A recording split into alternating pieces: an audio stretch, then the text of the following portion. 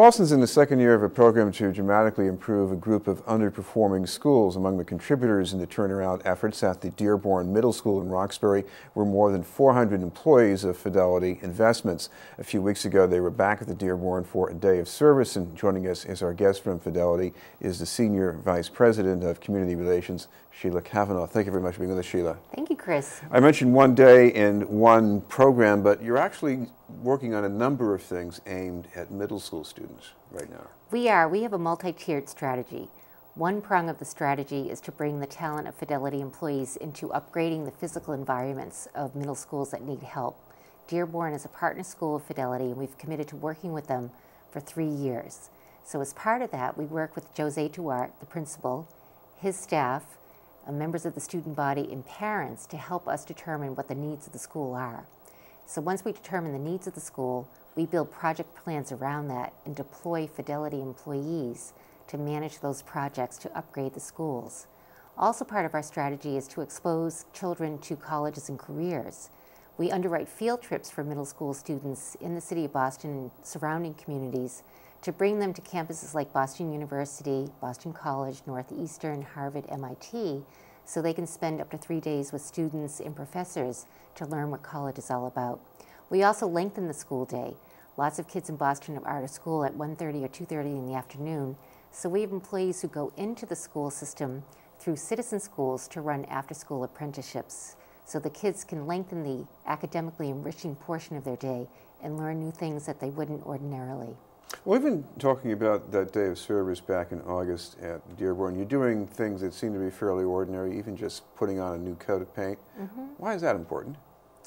Well, I think everyone wants to be in an environment that is clean and safe, and the environment shapes your motivation level. If you come to work every day and the walls are peeling or the ceiling is caving in or there are drips all around you, the message to you is that you're not as important as you should be. And we want the kids to know that they matter. And the environment is a force in student achievements. Clean, safe, enriching environments help kids achieve. And so it might just be painting a classroom or a ceiling, but the end result is that children know that they matter enough to be in a good, clean environment that is designed to help them learn. Now, you tidied up the library, you spruced up the bulletin boards, and you also did some things outside. We did. We painted a global map, because the kids at the Dearborn School are from all over the world, and we want them, when they go out for recess, they don't have the typical play structures. So we built a map, we painted a map of the world, so those kids can teach each other where they're from. We also painted a map of the United States.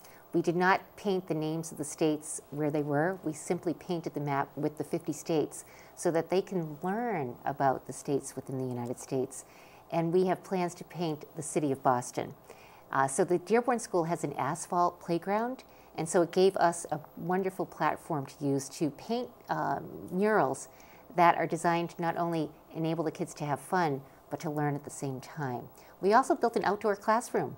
It's an amphitheater style classroom, so we built circular benches so that on nice days, a teacher can go out and teach the kids outside. Now, there's a familiar formula with a lot of these corporate volunteer efforts. Companies get different amounts of benefits from where they operate, and they pay back. So, but what does this mean for the individuals involved in this work? Why is it somebody who works in financial services would get a whole lot out of this? Well, I have a very firm belief that no matter what your job or career is, it's only pulling on a fragment of your capabilities.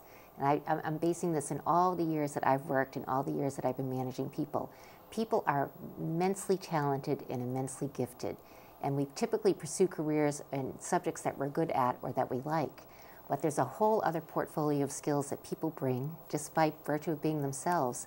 And when we can bring people into the community, they have opportunities to paint, to teach, to be carpenters, to be chaperones in field trips. It's a profoundly uplifting experience for our employees. They love it. And they love coming back to work because it shows them that we know they're multi-talented and we want them to shape the community and Fidelity. Talk about those field trips, what happens with the students and what the employees are doing with them.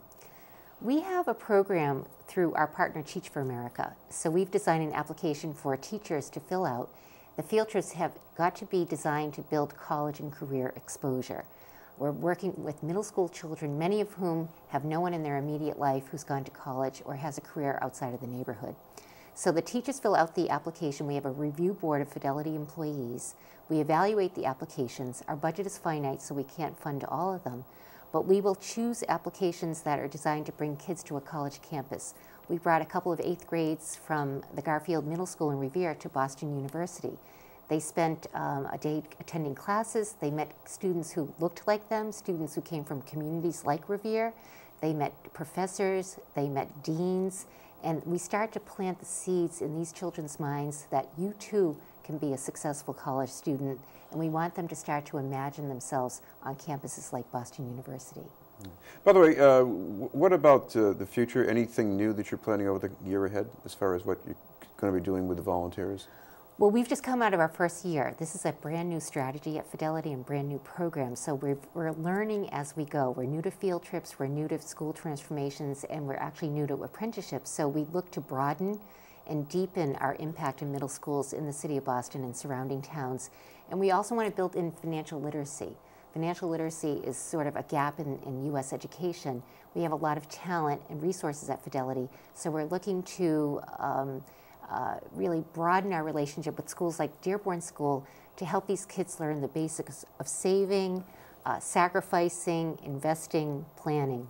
So we're looking forward to that. By the way, why is it so important to be involved with middle schoolers? We hear a lot about kids who are on the cusp of graduating from high school. We hear about early education, but why the middle? Well, 7,000 children drop out of school every day in the United States. That's one child every 26 seconds, or 1.2 million kids a year. 50% of those kids drop out in 9th grade. We spent a year doing research and talked to superintendents all over the country. We also talked to schools of education. And by and large, we were told by the think tanks, by professors, and particularly superintendents, that the mission-critical years in a student's academic life are the middle school years, because if these kids don't have the foundational skills, they will never make it to high school. High school's almost too late for us to go in with finite resources to have an impact. So we chose to go into the middle school years. Thank you very much for being with us. Thank you, Chris. It's been a pleasure. From Fidelity Investments, Sheila Cavanaugh. We'll have more news in a moment after this message.